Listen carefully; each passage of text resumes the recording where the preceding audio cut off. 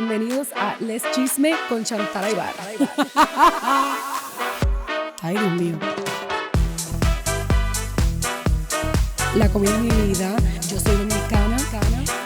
Diablo, cuánta mierda yo hablo.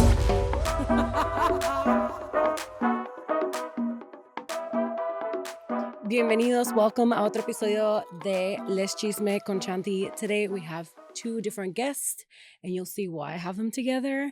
So before we start on it, like, subscribe, share with your friend. Make sure to support us so we can keep bringing amazing content at Hi Hello Labs. And this time it's an Islander battle.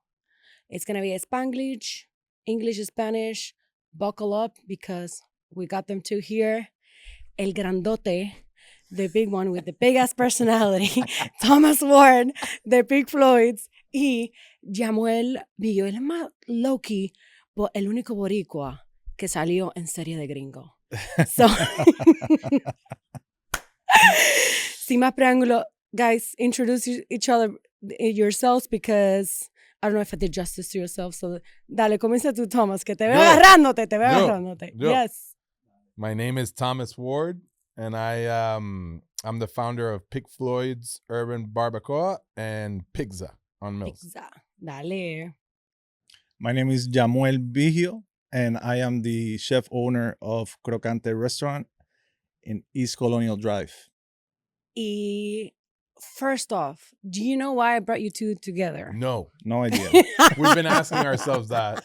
Actually, we weren't talking about it in the car. Like, this is interesting, right? I love it though. We haven't done a podcast together other than ours, right? Right.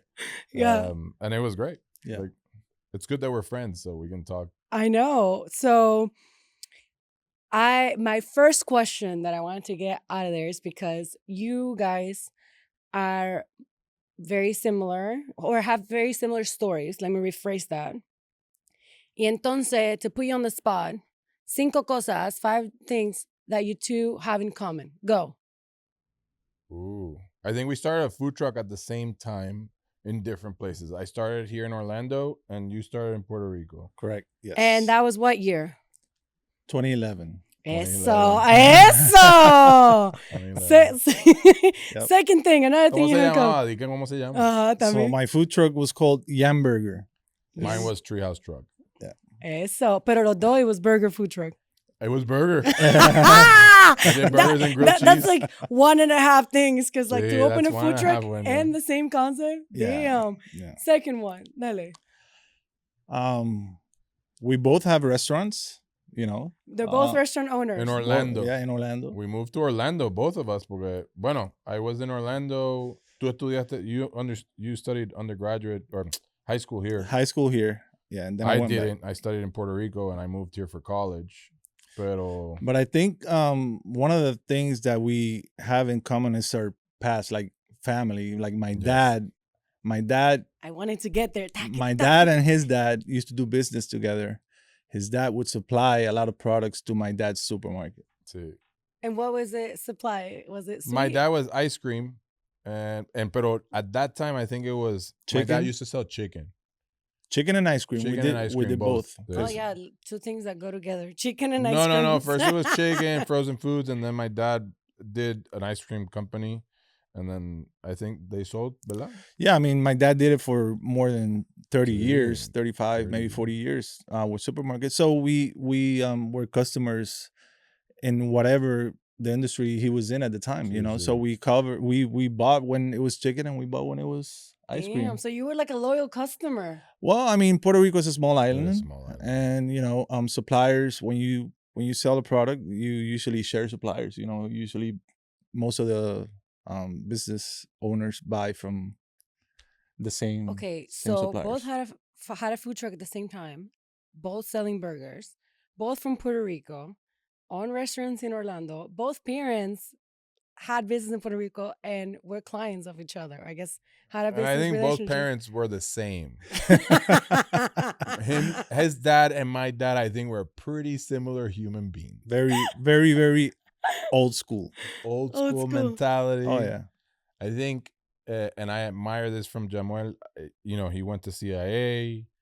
He is a chef. And for those of you that don't know, CIA is the Culinary Institute of America.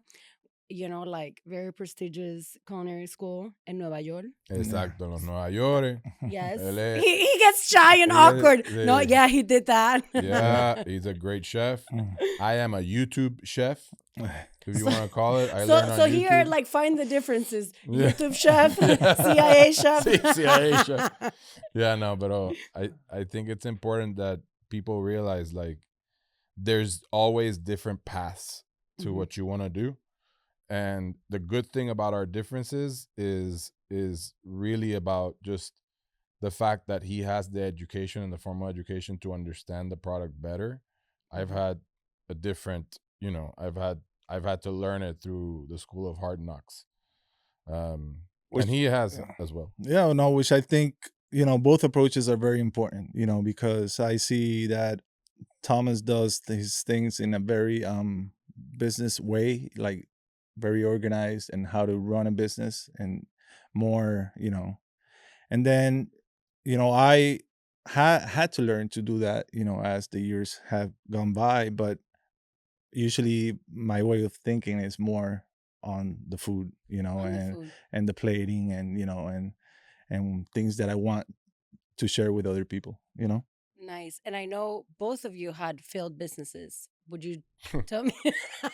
Ay, no, qué perra, Dios mío. Oh no, I can discuss it all. I don't I care. know. But I want to know because I heard you both saying that the business that didn't succeed, le enseñaron más cosas, like you learned more from that than the ones that were successful. So if you can just say a little bit about it, what happened and what you learned from that. Mano, I don't consider it necessarily all a failure, ¿verdad? Because it's obviously a learning experience. It's just an expensive learning experience. An expensive, yeah. I think, I think the most important thing that people need to realize is when you go into business, you go with the great plan and a great idea. And sometimes things don't work out the way they should, right? And I think we've had that situation. I had that situation in Puerto Rico, and I had that situation in Lake Nona as well. So I think it's important that people realize, because they go blind, thinking I'm going to open a business and it's going to be successful. And it's, you go with the best of intentions, Yeah. and you try your hardest, but sometimes things don't work out. So it's, and I think for you, Ella, you opened the food truck, you learned a lot, your business was successful.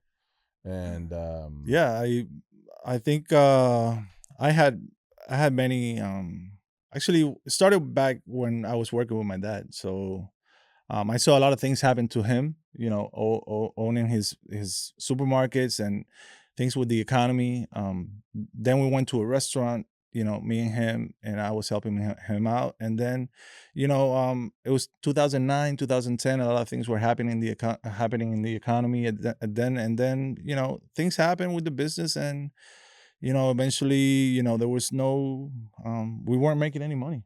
So I remember it. Tú pensabas que sí, and you kind of got into it and yeah. saw that behind the. Yeah, when I went, when I looked deep inside, like what I said before, when I went into the books and looked at the business from the outside, I realized, we weren't doing good. So it wasn't a healthy business at the time. From there on, I had to make an auction. I auctioned everything out, and I went out to look for a food truck. I said that's the only way I can start now. I don't have a lot of money, so, and even that took me a while because I ran out of money while I was building it. So And how much money were you like short? I was short about like $25,000. I was short $25,000 for my food truck.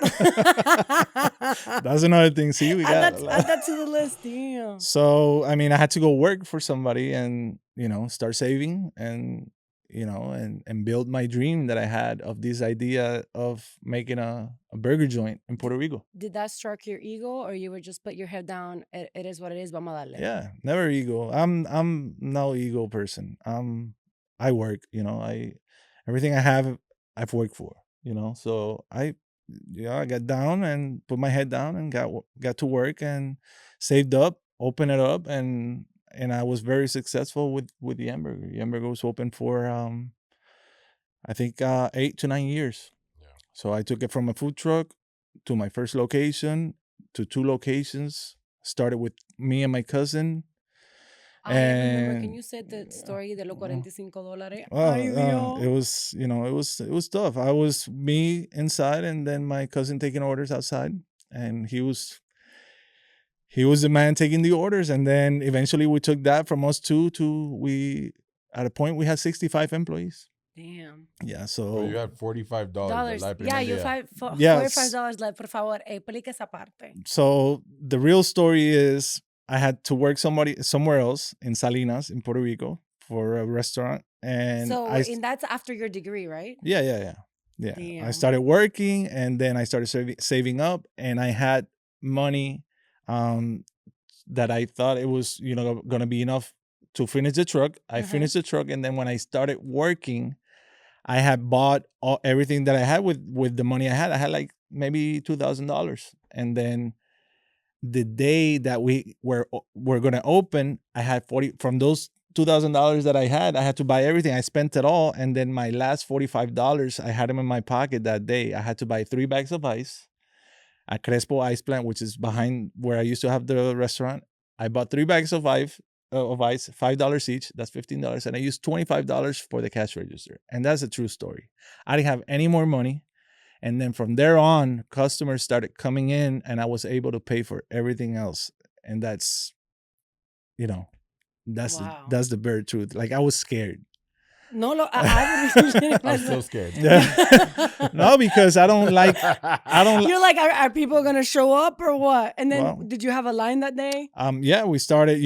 We started a lot of word of mouth. I had a lot of customers that friends that came in. People that wanted to support, and it took me like a year to build a line. Wow. So after that year, the lines were very long. I had 2 tents that people would go eat. Sometimes it was really hot, and people would wait for the burgers. I mean, it was awesome. It was an amazing experience doing that. No, now I'm gonna ask you to make me a burger. Oh yeah. Yeah, I mean, burger, it was creative burgers. It was a concept that was really new, and it was just creative burgers that I would just put toppings that gave them personality. Yeah. So I like that. I had my Mexican burgers, I had my Argentinian burgers, I had my pastelón burger. I just Damn, that sounds cool. It was creative, and then we will make new ones every week, and it was very engaging with people. Just throwing out pictures of our new stuff, and it was really cool. We had a really good fan base. It was awesome. That's awesome. That's awesome. Yeah. Thomas, how did you become such a personality in Orlando? I had $35 in my. You had 35? Nah, que mentira. No, No, mentira. But I know that at some point you were even considering bankruptcy, and your dad was like, "Hell no, we don't do that here." Well, I mean, I was, but I that remember- was actually my first money lesson that my dad taught me, because I was young, right? How and old? I was 21 years old. Okay. I call it the rich kid syndrome, right? Because I went to college here, and my You dad. know that's one of the reasons I like you. Oh, because of the rich kid syndrome. Oh, you don't know. I was riding high, man. Like, yeah, I was riding real high. I was like, it was crazy because I mean, again, I thought I was poor until I moved to the U.S. yeah. Then I realized, yo no soy pobre.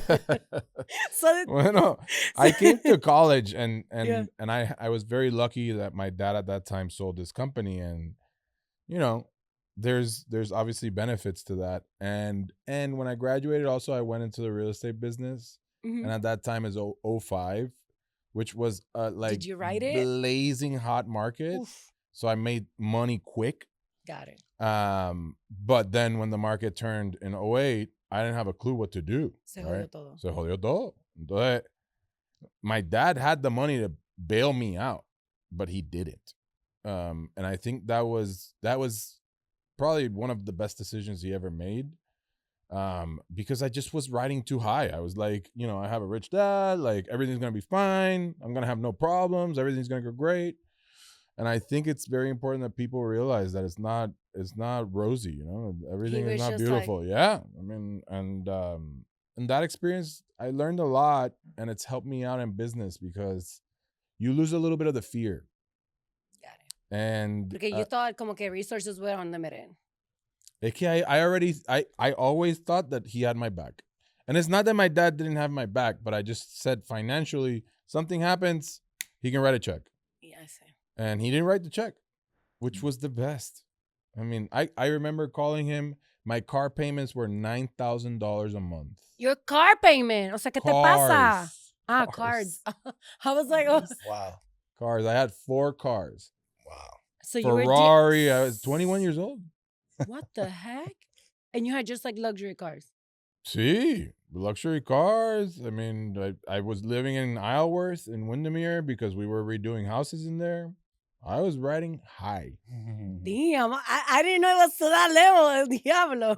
Hey, entonces, Damn. and then yeah, that was 05 to And, 08. and then what did you do with the cars? Sold them quickly. I sold them, and I went to work for him. He bought a supermarket in Puerto Rico, which is a business he shouldn't have been in.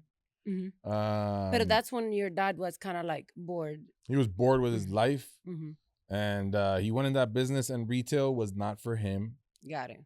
But I got into the business for 2 years. Is that what helped you like get your feet back up? Okay.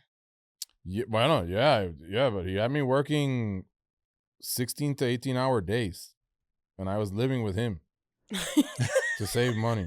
So like I say all the time that I used to go home and he used to wait for me like to debrief. And I was like, bro, I don't want to talk to you about this shit. Like, you're like, ciao, I'm over it. yo I'm voy a over it. dormir. Yeah. Mañana otro día.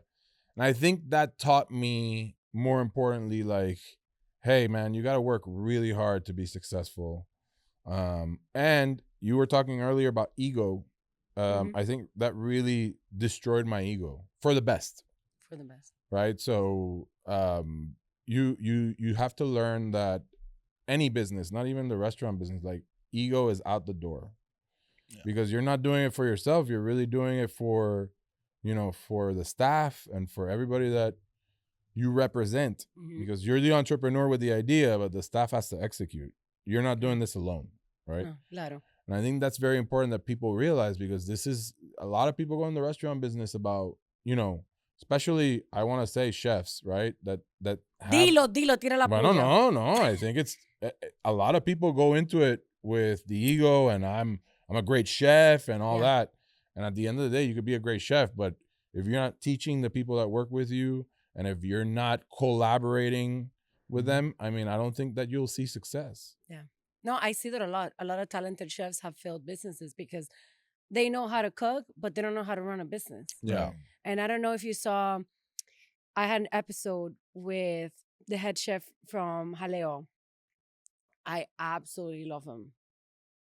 And he says, I have to force myself to cook. They don't realize I have a staff of like 70, 80 people. I have to do payroll. I have to do a balance sheet. And then I have to like test, like, he's like, the cooking part is like one aspect of how to run, a whole kitchen, a whole ecosystem together. And people just think you're like celebrity chef tossing things out. Y como así no es. Yeah, I think people need to we talk to a lot of people that open restaurants, right? That come and ask questions to him or me. And I think it's important that people realize that you're going into a business because you have a passion for cooking. But this changes because now you're cooking every day. Yeah. Yeah, you're cooking every day. So your passion becomes now your job. Yeah. Right? I related to, I wanted to be a professional golfer. So I had to practice 12 hours a day. Then it becomes kind of a shitty situation. Now you're there stuck. Yeah. So now you have to figure out how to make it fun. And what killed the dream? What killed that dream? Money. I ran out of money. You need money. Even in this business, you need money. You need cash flow. So it's all relative. It's all the same, right? Yeah. If you work for yourself, it's just you need to realize that you need to keep going, and failure for us, I think, was the driver, ¿verdad? Yeah. And you had like crazy work ethics. Like I heard that you were like, I need something to do, so I'm gonna work the weekends, make no money to practice being a chef Oh yeah, while I'm going to school. I'm like, Dios mío. yeah. I think Like how like what drove you to like be so insanely like No, eso, and you had to get on a train to go to New yeah, to York. gonna train. Yeah. yeah, I'm yeah, like what was going through your mind? How does like Jamuel work inside? Because I don't think people I feel like nowadays people see, mira, Yamuel, a Puerto Rican, he got featured in somebody Fit Phil. But like they don't know all the things that you did to kind of like train yourself and get to where you are. yeah. Well, we were just talking about that too. I said when I was young, when I was a kid, first of all, my dad taught me how to work. So that was one of the things. I was always working since I was a kid. So when I went there, when I went to CIA, my mind just opened for because it was so amazing. The opportunity that I had. So I felt blessed to be there. So one of the quotes that my dad taught me when I was young, and we were just talking about that because you have a board there with favorite quotes. And one of my favorite quotes is ansia perpetua de algo mejor, eso soy yo. So my mentality was always, how am I going to be better? So I got to work to be better. How do I can't be, I mean, you go to school like CIA and there's people from many ages. Like you see 20-year-old kids and you can see a 50-year-old man going to school, and your mentality is the most important part because you can have this great school, but you can go out, graduate and not know anything. You wasted your time. So I wanted to make sure I was making the most out of my time and just how to be better. That was my goal. How do I train to be better? Does that sometimes backfire on you and you don't think that you're ever enough? uh Every day. well, for me, I learn from everybody. I don't think I know it all. So that's not an issue for me. I've learned how to be, humble enough when you have to be, and be strict when you have to be. But learning, I mean, just taking the time and focusing on myself just to be better. That's what has gotten me to where I'm at now. You know, but it hasn't been overnight. It's Taking been longer. I've been working in a kitchen of over 22 years. Wow. I've been working. Oof. And why did you close Crocante and Kissimmee? It was the $1,000,000 question for me. All right. Me too. And if you didn't know, Thomas has his own podcast, so he's joining me in the question. That's I a love very that. interested. that's a really good question, and that's a question that I get from a lot of my customers, and not only customers but business owners. I made the location in Kissimmee. I had to work really hard to make it successful. It wasn't the best location. I had to work every day. I did not move from that restaurant for a year and a half. I was always there making sure my name would succeed in Orlando. And tú eres testigo de eso. Porque we met when I was there grinding, trying to make things happen. So When the air conditioning wasn't working. when I didn't have space for nothing, we had space to prep. when I started there, I would sell nothing, and then eventually, the lines would go out the door, and eventually, I had no place to fit, people there. So, But if it was going well, right. explícame esa parte. So Or was it like, peel the onion, por favor, dale? no, it's just that I decided that I was gonna get a bigger location, just so I could work more comfortably. I don't have any partners. I work by myself. My wife helps me out in a lot of administration things. But physically in the business, it's me. So I wanted to focus in this new project, and I wanted to take a step correctly. I wasn't focused. I know I could have left it there, but I wanted to make sure that my brand keeps thriving, making sure that the what we put out is always the best. So I didn't feel comfortable enough at the time with the team that I had yet, you know? And So if you were not there, the quality wasn't there, and you were not going to be there? I wasn't ready for that yet. Okay. I want to take it there. I know I'm able to achieve it, but it was too early. It was only a year and a half in, and my employees were all from Kissimmee. And then I looked at this location in Orlando, which I loved when I saw the potential of it. So I decided I could make some money over there, but I'd rather stop that and focus here. Maybe I could go back. I mean, I was thinking that one was the location that was going to fund all your adventures, but it was a very personal, very personal. I work a lot. I didn't want to have to be running over there for. I just wanted to focus. Yeah. In one thing. That was. I don't think that location also served what he wanted to do with the brand. Right? That was a fast casual restaurant. Yeah. And I think his location now is a full service. Yes. And it's better to what he wanted to do. Right. And I think that's important too. You need to realize, like we were talking now, I'd like to open a sushi place, but do you open a sushi place with full service, or do you open a sushi place with a fast casual mentality? Yeah, because how do you handle that? Porque tú tienes two, one fast casual and one full service. Yeah, it's two different businesses, two different structures, two different everything. Like, I think the fast casual world is obviously like a bit quicker, and you're delivering food to the table, so it changes the whole aspect of the experience. And with full service, like we have to be more, I think more dedicated to the service, like make sure that the whole experience goes well. And now you're talking about an appetizer and dessert and all that. Like you have to follow that process. And I think that's tough for both of us, right? Yeah, because none of you had experience and then ended up doing like full service. You did full service before. Oh, yeah. I didn't. You didn't. Okay. But I had a restaurant before Yamburger. We had Top Meat. The Top Meat. And then Top Meat was a full service. Sí. It started as it was fancy food market, a specialty store, meat market, fish department, and specialty products. And then on one side it had wines, and then you could sit down and eat. And it went from a deli / market to a full restaurant with a full bar, and it was a steakhouse, and we had it for 10 years. Nice. Yeah. And if you didn't know, that was part of the reason why he went to CIA. Yeah. Because before they just had a random chef, and then he's like, no, I want to control that. I want to do it well. Right. And this guy learns everything apparently. She knows too much.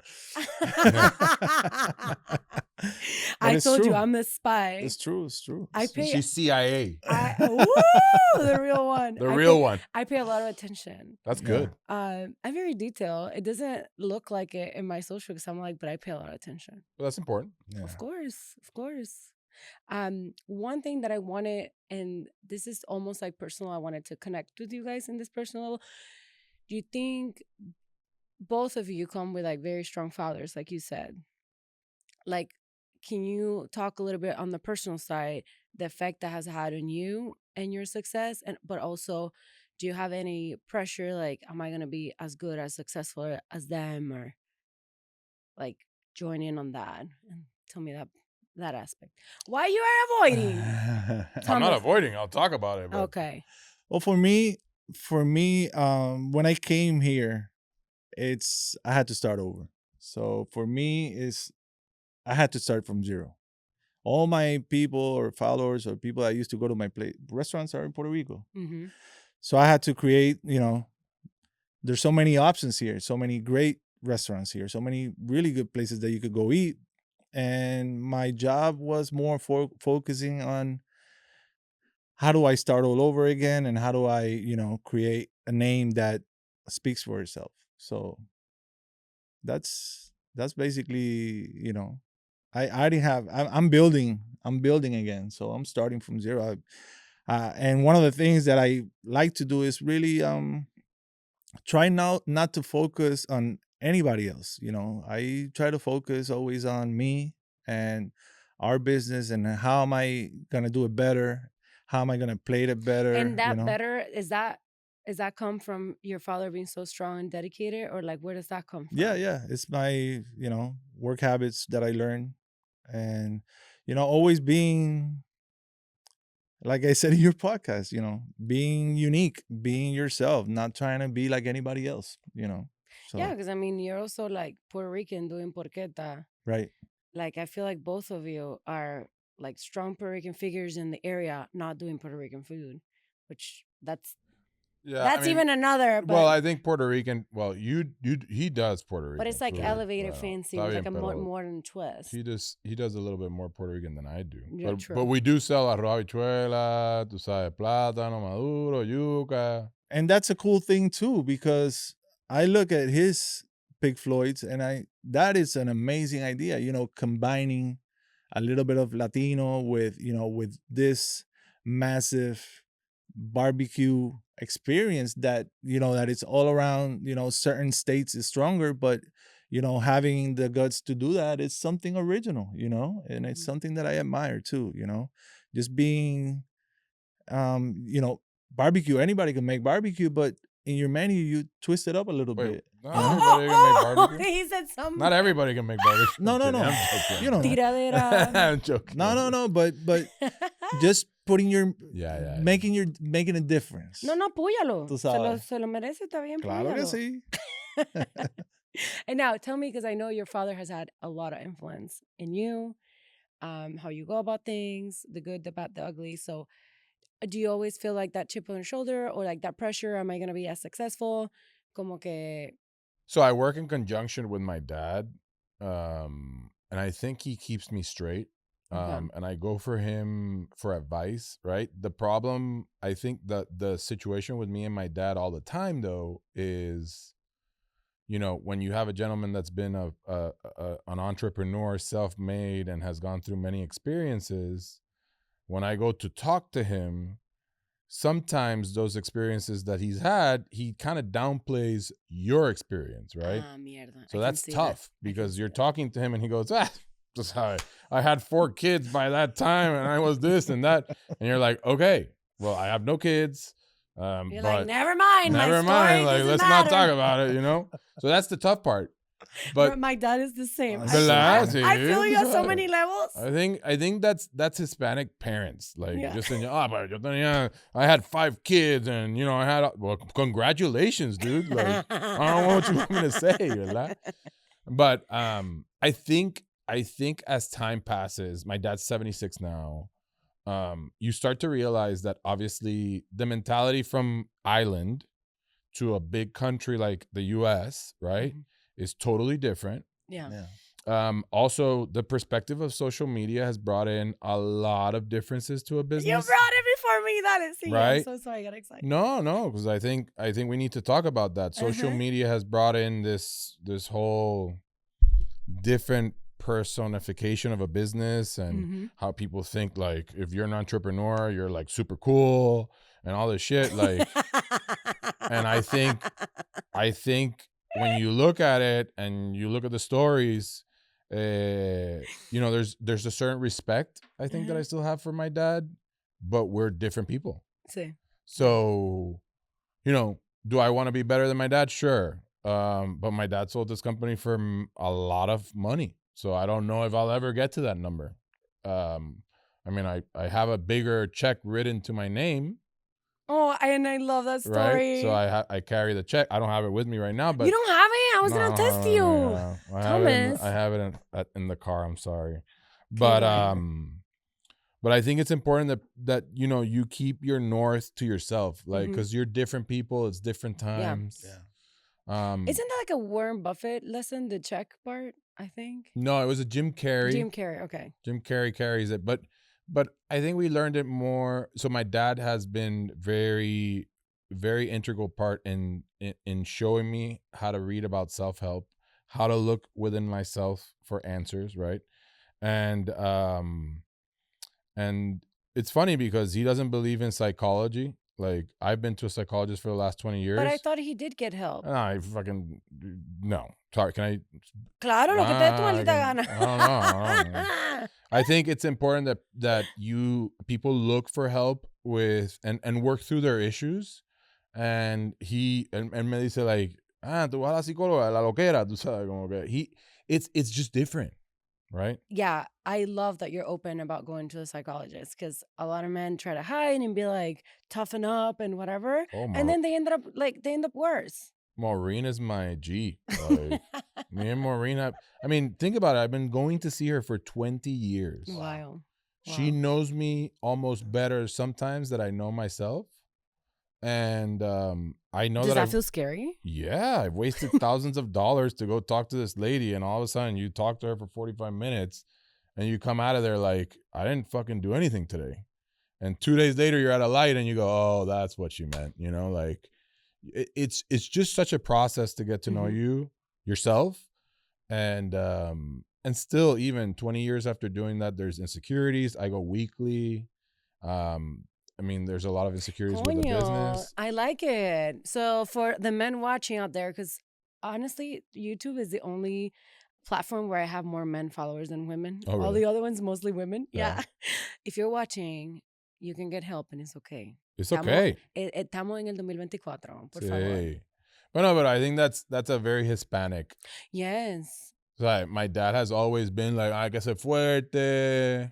What is? I know it in my family. My aunt was like, had thyroid issues, had depression, and he's like, she can afford it, it's okay, pero I cannot get depression. I'm like, well, let me tell you, you can.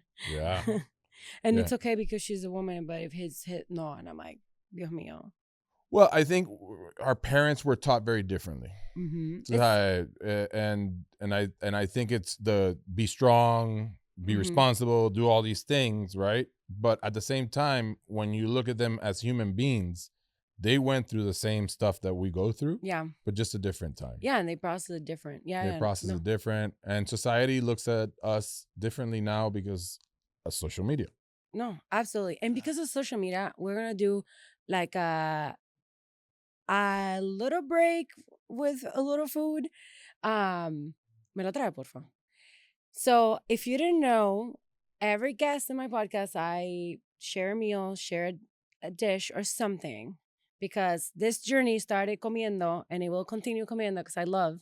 And then I brought this viral pastries that people have been going crazy on. And I don't know if you follow the internet, if you follow the trends, what are your takes on like viral things? Because both of you are very focused on savory things.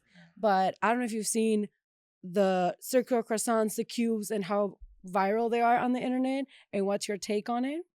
But where is this from? Do we say? Yeah, of course. Oh, we can say. Yeah, it's from Chiffon Bakery. Oh, cool. On near Eastern Market. Looks very good, very nice. Yeah, and all of a sudden, like Asian pastries like that are viral everywhere. They do. It looks amazing. It looks amazing, yeah. You want to try some? Yeah.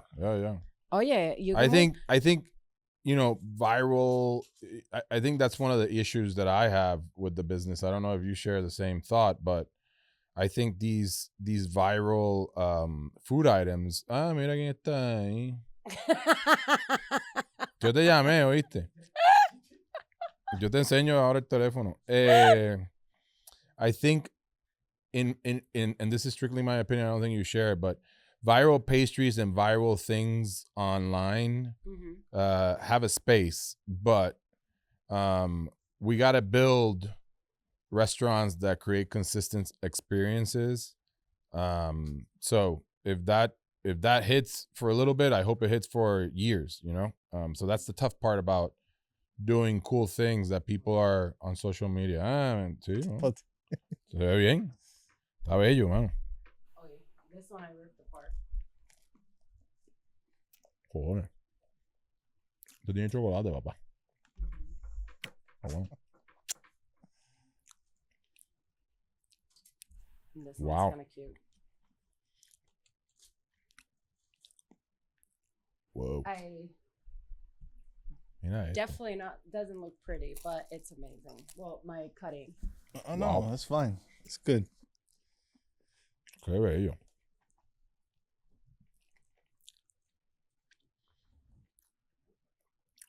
I love sugar. Me too. I love have sugar. such a big sweet tooth. I have a sweet tooth. It's horrible. This is really good. This is Yeah. so good. So This one. that It's one. really good. Yeah. Oh, They're nice. all It really has good. like strawberry if you want to try it. But Wow. Thank you. I wanted your take and kind of break the ice on that because I know, Thomas, that you're always on social media for good, for bad, the ugly.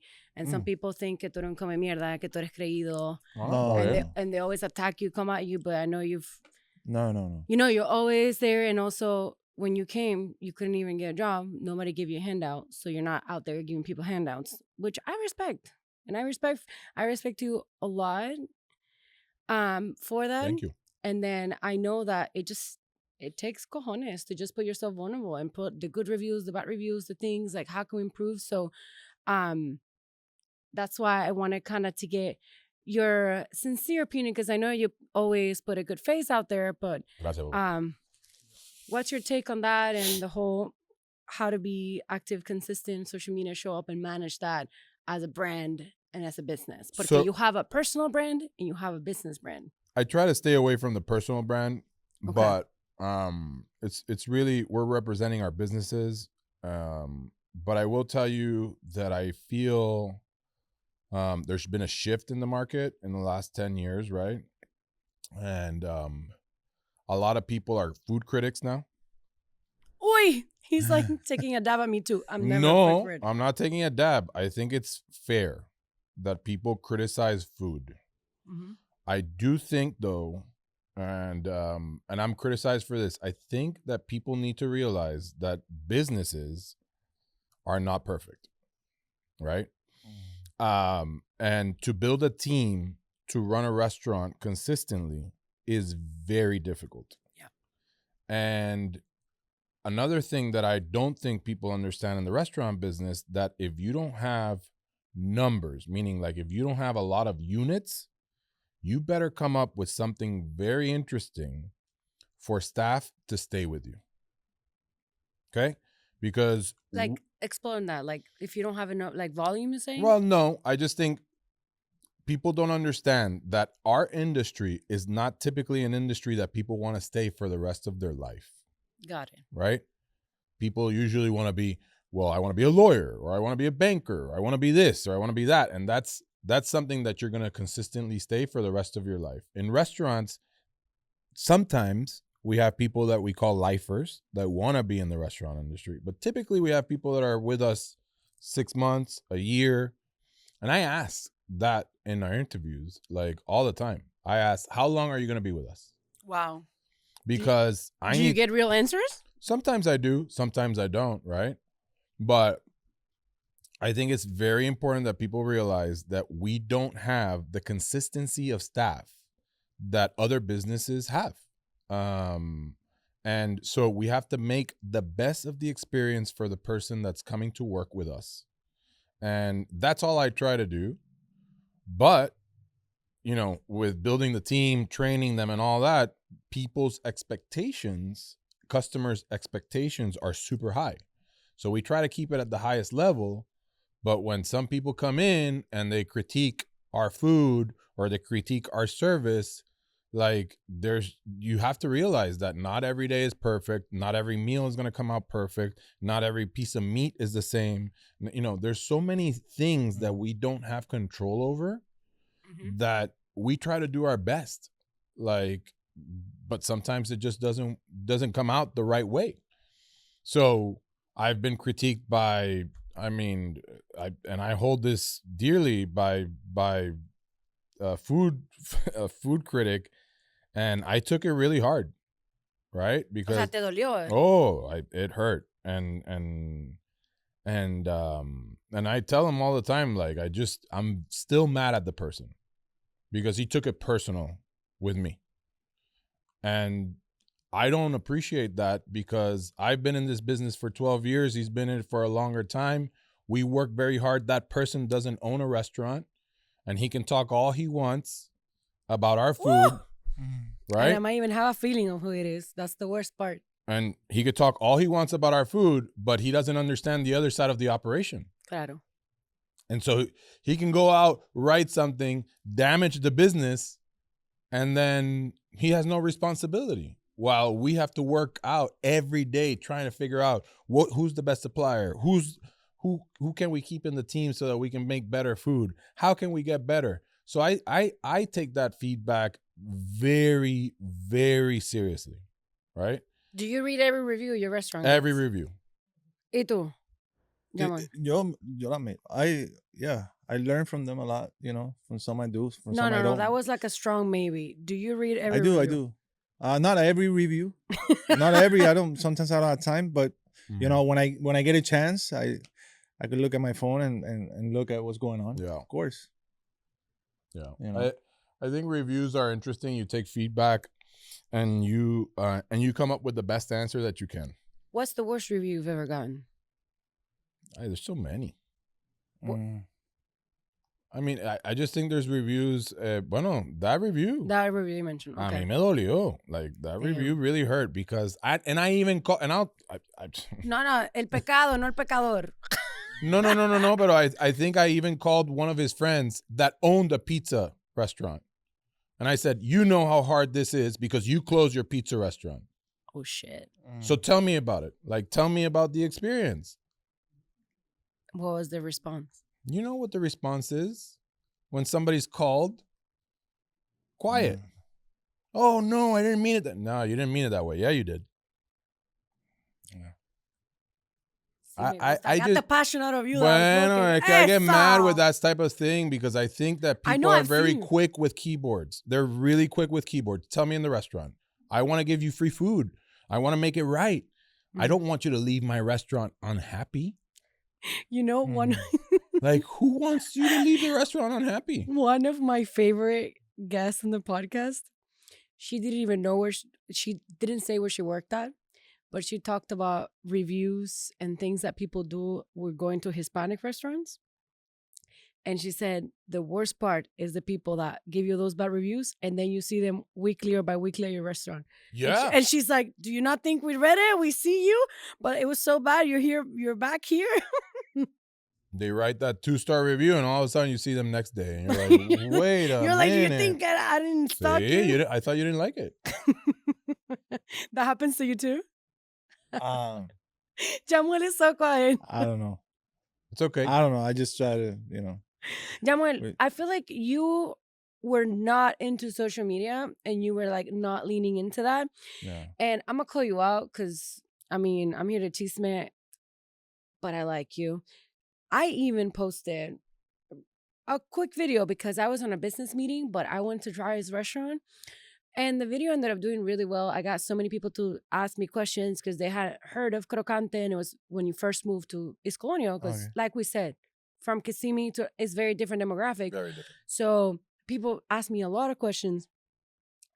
This guy literally saw my video like a year later.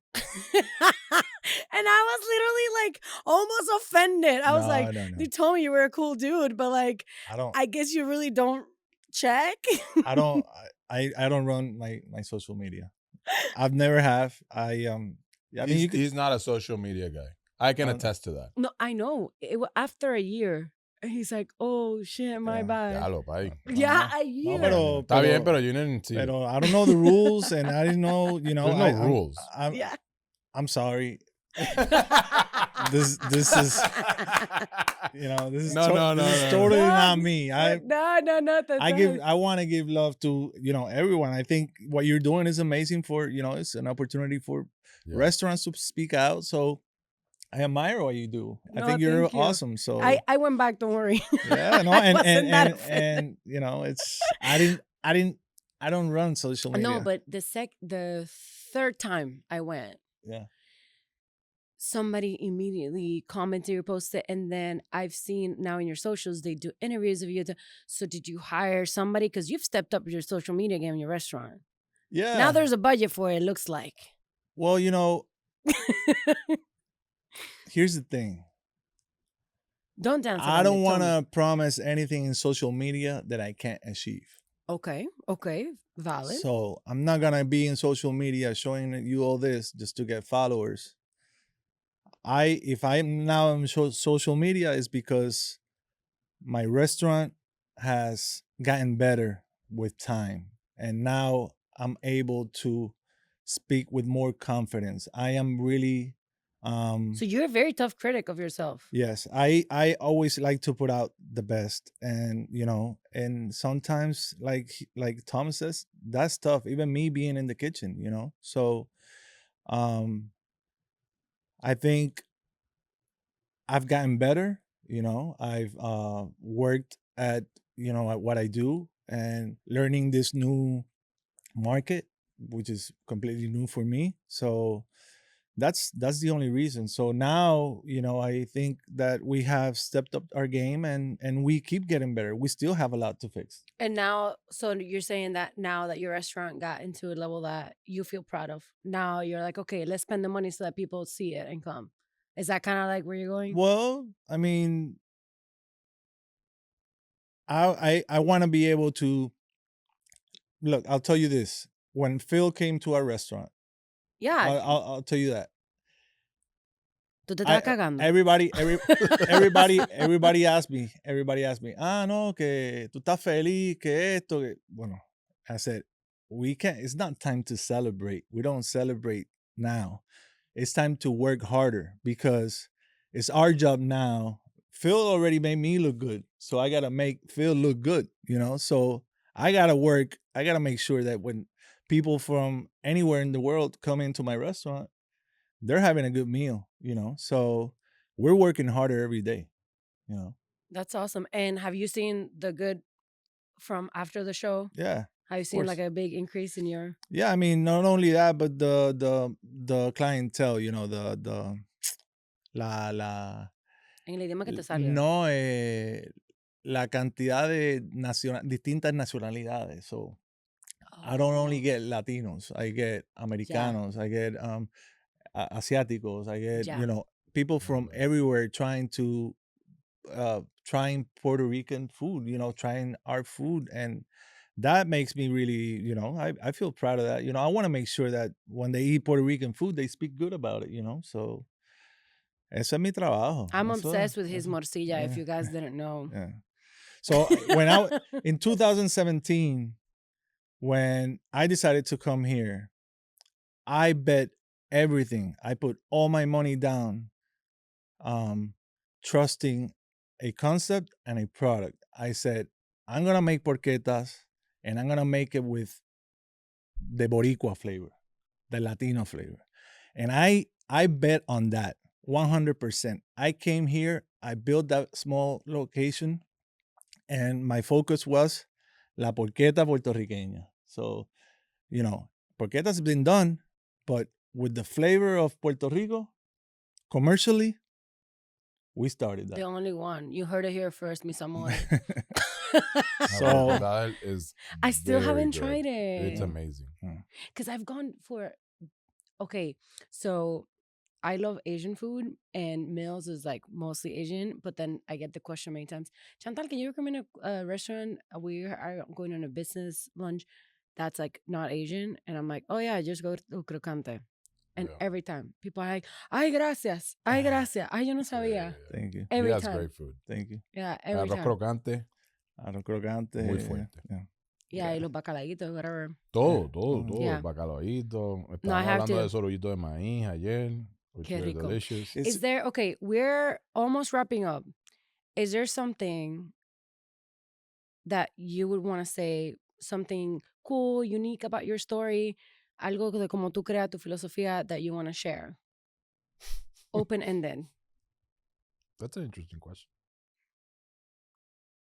Because I know people, and part of me doing this podcast, they like from the outside, but like they don't know who you guys personally are. So I want to always shine a light on that. Bueno, if we're talking about the restaurant and No. Oh? Tú, Just as a Yamuel, tu person, familia, like who are you beyond Crocante? I think we live there, right? We live in our restaurants. Yo creo, It's a great question. yeah. Like, I'm trying to find the answer in my Rolodex here. You're like, dude, not that one. Not that one, yeah. Just more than anything, I see myself as, as trying to, trying to succeed. I'm a hard worker. So every time I go into my restaurant or whatever I do, I put all my effort. I'm a person that gives 150% to anything that I want to do, anything that I focus on. So, and that was one of the goals when I broke Crocante. I was like, I don't. You mentioned Crocante again, and I told you beyond Yeah, but Crocante. it's part of me. Crocante is part of me. So it's like a baby, it's like something that you're building. So it's definitely part of me. So I gotta mention it. Thomas. Can I finish? Claro, Hey, disculpa. el tema está bueno. No, porque Acábalo. yo, o sea, when I came here, one of my goals was how do I craft or simple recipes, but how do I craft them in my restaurant? So yo lo que digo es que to whoever wants to open a restaurant or do whatever, so you got to put in a lot more effort than just being there. It's a lot that goes behind. So nada, yo creo que eso es de mí. De mí yo puedo decir que yo soy really focused and really, passionate about what I do. ¿Y tú vas a seguir involved in the kitchen o tu goal es estar así más como Thomas que no entra tanto en la cocina? Bueno, mi meta siempre es poder build something and then step back and watch, and watch the business grow without me. That's one of my goals, of course. And then maybe start, doing something else related to the business.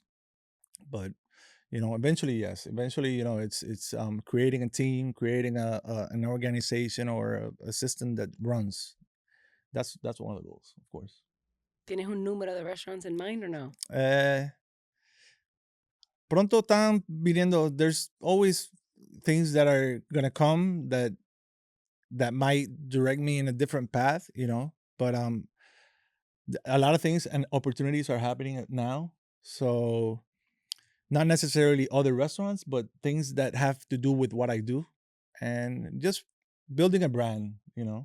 That's my goal. If it has to be a brand that you see at supermarkets is one, or a brand that you see on the road is one. So La morcilla. yeah, Wink, wink. vamos, He yeah, gave some. son muchas cosas que Yeah. que pueden salir de lo que estamos haciendo. So more to come. He has huge plans. Yes. And you might see it in a supermarket near you. Eso estaría cabrón. And now, Thomas, sorry que I put you on the spot, pero tan No, está bien. lindo. Thomas, you had a lot Por of lo time to menos no think. eres un come mierda, bro. No. A Eso mí se me lo dejo dicen a- que yo soy un come mierda online. No te conocen. No conocen a este. I think the most important thing for both of us is resilience. Okay? We are in one of the toughest businesses that exist. Mhm. And I think people don't realize how difficult it is to put on a party every day. Every day. Yeah. Every day you have to put on a party, and every day you have to entertain, you have to feed people, and guests are coming to visit you for the experience. Yeah. And we try very hard daily to make sure that experience is great, but it's really tough. Yeah. And so I think it's very important that I talk to him about it all the time. We have to be resilient. And there's times that he calls me that I'm feeling down because shit in my world is tough. And there's times that I call him, and we discuss, things that are hard in his world. But business in the restaurant is tough. Yeah. And, we signed up for it, but we always strive. Like, I strive for 50 restaurants, but am I going to get there? I don't know. Right. We try the best every day to keep going at it. And we're also trying very hard to educate people to follow us and be part of that vision. And that is the hardest part to pass forward, right? And as entrepreneurs in the restaurant business, I think our business right now is going through a little bit of a change and adapting to current market trends. And look, you have so many different businesses coming up that come up with great, amazing ideas and great products. Yeah. All the time. So for a business like ours, we have to constantly be evolving. If you don't change the menu nowadays in a restaurant, you're not surviving. People get bored and want more. Right. I want you to do a new special, a new thing. I mean, I'm guilty of it. You were saying that you get bored really easily, right? Bored. If you don't have a new item, I already tried your menu. I'm not going back. Right. I mean, one of the restaurants that literally is nostalgic to me, it tastes like home. I've told the owner, and I'm like, I would be here more often, and so a lot of people, but he's like old school and be like, no, people are gonna come. And I'm like, I've tried and it's true, I tried every item on your stinking menu, unless I'm like very hungover and I have a strong craving, or I haven't had it in a while, I'm not gonna go. Pero I have to say, yo te podría decir algo. Eso no siempre funciona. No es siempre, it's not always correct. And I'll tell you why. No, dale, challenge. And I'll tell you why. Because lo que es bueno no cansa.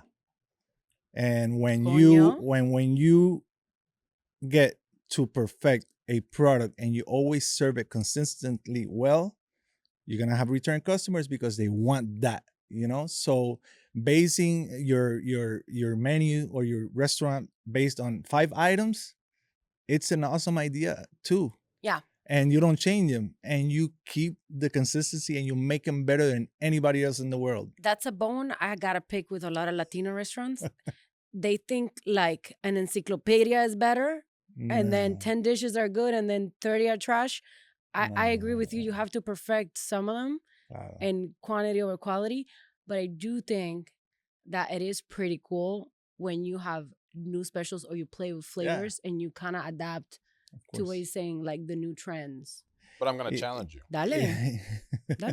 Who's the biggest QSR right now? Quick service. Who's the biggest? Chick-fil-A. Mm-hmm. Does Chick-fil-A have any new products? No. Nope. No, but they bring... Does McDonald's do new products every day? Not every day, but a lot. A lot. They tried everything. Coffee, breakfast, everything. And what have they not tried? And what happened? They haven't been able to beat Chick-fil-A. Does chicken nuggets, la misma mierda. Mira, y algo que yo quiero decir, porque I know we're wrapping up, pero just so it's about Thomas, because whatever, I heard that. No te cohibas. No, I heard that saying that he's, however. You heard it too? Yo quiero decir, no, I heard it now. Pero yo digo, the first person when I arrived here owning a business that opened the doors to me was this guy. And I wanted to say that, and I was going to end with that, but because you brought it up, please share the story del chicharrón que te faltaba y how he helped you. No, yo no te ayudé. Yo simplemente... Don't play it down. You're never humble. Don't start now. No, yo soy humble. No. Okay, so Kissimmee got to a point that I was selling more than I could buy. The product that I use is sometimes hard to get. Long story short, I contacted a company in North Carolina. Actually, it was Iowa. Pork company, and they were willing in Iowa. They were willing to sell me direct, but they had minimums, and they had minimums of 6,000 pounds of pork every order, and I didn't have that volume yet. How many pounds you needed? 6,000 libras. No, but how many you needed? I needed like 2,000. And the minimum was 6,000. 6,000, and I talked to 2 people, Thomas Ward and Henry from Chimmy King. And they opened the door. They said yes. They bought with me. And, no jealousy, no, este tiene negocio, no, none of that, Open doors. Let's go. Let's try it out. You know? I think it's important that people realize. And see that aspect because they think a lot of times it's competition. And I love that story. Yeah. Mi favorita. Yeah. Competencia, no, si yo le doy receta a quien quiera. I'll give you the recipe. I don't care. This is much harder than just the recipe. Yeah. It's a daily execution of everything that you have on that menu right. Yeah. When you think about it, Cheesecake Factory has 500 menu items. How do you execute that right? It's hard, right? Yeah. But then you have the other aspect of it, and it's who's competing against Chick-fil-A nowadays, que es el del pollo. ¿Cómo se llama este? Canes, Raising Cane's. Mm-hmm. Okay? And when you look at his product, he only has one product. Yeah. And he's focused on that one product, right? And it's worked out. He has 800 units, and he keeps growing. I just think there's a world for everybody in this business. Claro. Right? And I think you're right to a certain degree, like new products are great, but we can't live in this social media inspired business because like we can do this product today, but then you get bored. Now I have to come up with another one. And now I have 100 things on my menu to do every day. Right. Claro. So I think it's very important that I criticize him about his menu size. It's too big? It's too big. He's cutting it. ¿Verdad? A little bit. Not a lot, but a little bit. My menu at Pizza is really small. Yeah. But I want it to be small because we want to execute it every day right. And Pick Floyd's now, we're changing our menu because we're going to open a new store with a drive-through, so we have to adapt to that.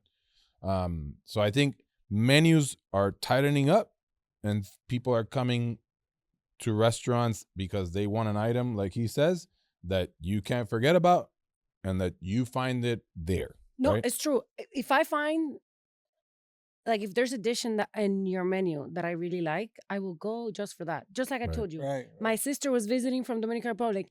Mira, vamos a ir ahí a comerte una vaina. And she's like, what is it? Don't worry about it. Y yo pedí la morcilla, and she's like, ¿qué?